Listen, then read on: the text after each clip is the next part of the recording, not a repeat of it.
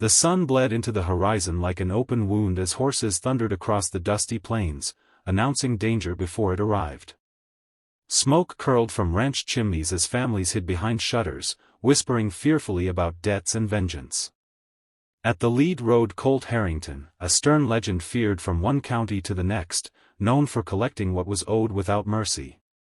His jaw was carved from discipline, and his eyes from storms no one dared to tame. Rumor said if he rode to your door, your luck had already run dry. Tonight, he rode for a single piece of land, an old rancher's final hope. And the townsfolk trembled, knowing no plea ever moved his heart. Every hoofbeat echoed like a countdown to ruin. If there was mercy in him, no one had ever witnessed it. But fate, that night, was about to change everything. At the edge of Willow Creek Ranch, a young woman stood frozen, her hands curled into trembling fists at her skirt. Her name was Ilara, known for her gentle heart and her iron will, two things rarely found together in a town so rough. The moment she saw Colt's silhouette through the dying sunlight, something cold gripped her bones. In the house behind her, her father coughed, a violent, painful sound of a man half buried already. Medical debts had swallowed their fortune, and now the land they loved was all they had left. She whispered a prayer no one heard, desperate for a miracle. The doorframe beside her held the marks of her childhood height. She could not bear seeing it torn away. So she stood, shaking, as the rider approached with thunder in his eyes. She thought she was ready, but her heart knew better. Colt reined in his horse, dust swirling around him like a ghostly shroud. His voice was low, tired, and unforgiving when he demanded the deed. He wasn't cruel, he was simply done with pity. Ilara's father limped out, leaning on the doorway, his face pale as snow. For a heartbeat, Colt hesitated, just a flicker, at the sight of sickness etched into the man's features. But a flicker wasn't enough to stop a lifetime of orders. He told them they had until sunrise to surrender the land. That was more mercy than he usually gave. Then he turned his horse to go, but Ilara's breath caught on a plea she could no longer swallow. She stepped forward, voice cracking like dry wood. "Please, spare him." And those words stopped the unstoppable. Colt turned back slowly, suspicion narrowing his gaze. No one begged for land with that kind of desperation unless the cost was unbearable. Ilara swallowed, her lips trembling, then the words tumbled out like shattered glass. She offered herself in exchange. Her life, her future, her freedom, if only her father could keep the ranch. Silence dropped like an anvil. The wind itself seemed to choke. Colt stared at her, stunned not by defiance, but by sacrifice. Something flickered deep in him, a wound he had buried long ago. He dismounted not as a collector, but as a man suddenly unsure. He asked if she understood what she was offering.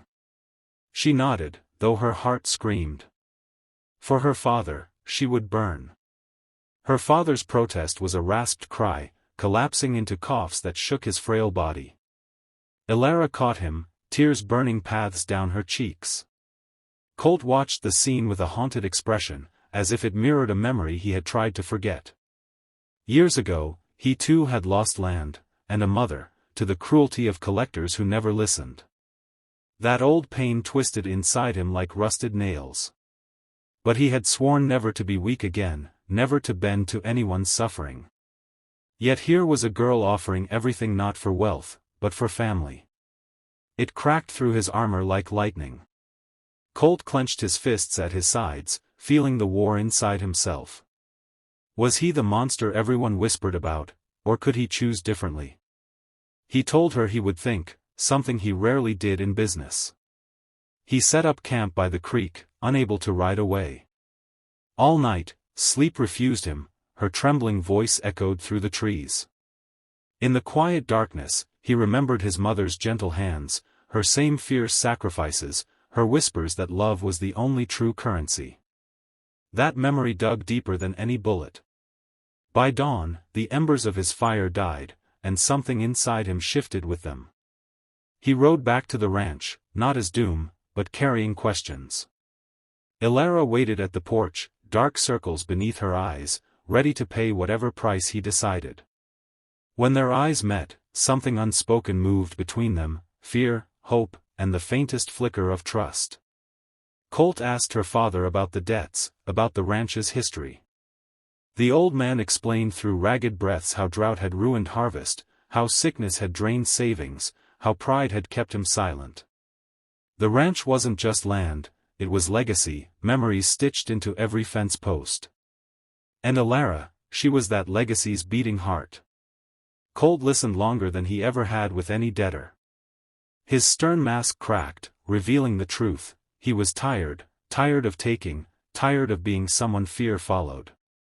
Ilara stood by her father's side, shoulders straight, but her eyes shimmered with quiet terror. Colt felt his chest tighten. He needed to choose, business or humanity. For once, the choice terrified him. He told Ilara he would not take her father's land.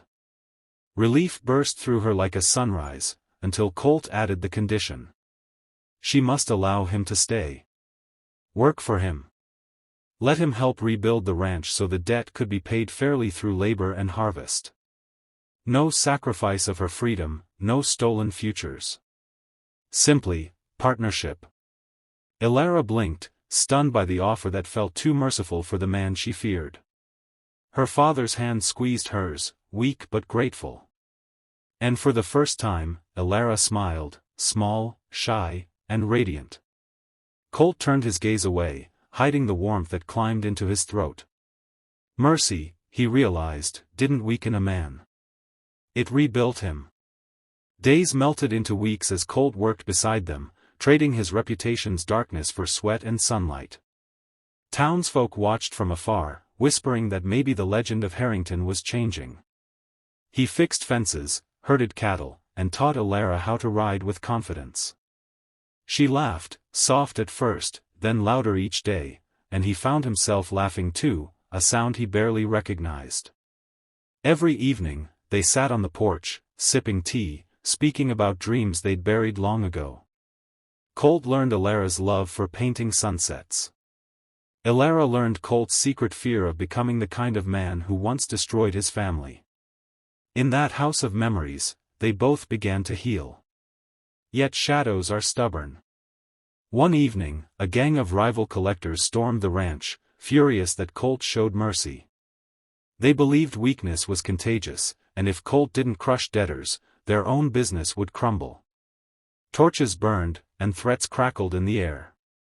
Colt stepped forward, shielding Ilara and her father behind him. The leader spat venomous insults, calling Colt soft, claiming love made him weak. But Colt's voice thundered back, declaring that mercy was strength, and he'd die protecting it. The standoff crackled like lightning ready to strike. Then fists flew, boots thundered, and chaos erupted across the ranch. Ilara grabbed a shovel, swinging fiercely to protect her father, surprising even herself. Colt fought like a man defending more than land, fighting for purpose. But the rival leader drew a gun, aiming at Ilara's father's heart. Time slowed. Colt leapt in front, the bullet grazing his shoulder instead.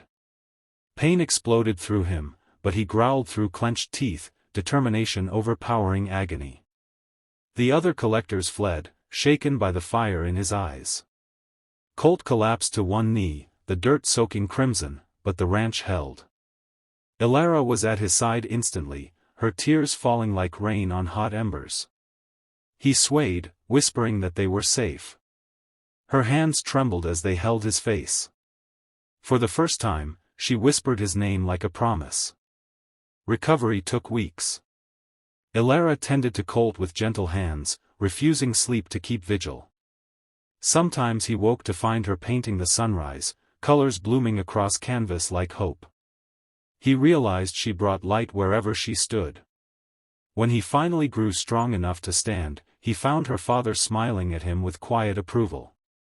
Colt felt something unfamiliar, belonging. The ranch no longer felt like a debtor's prison. It felt like home. And Ilara, she felt like gravity. He wondered how a man like him could deserve such warmth. but every time she looked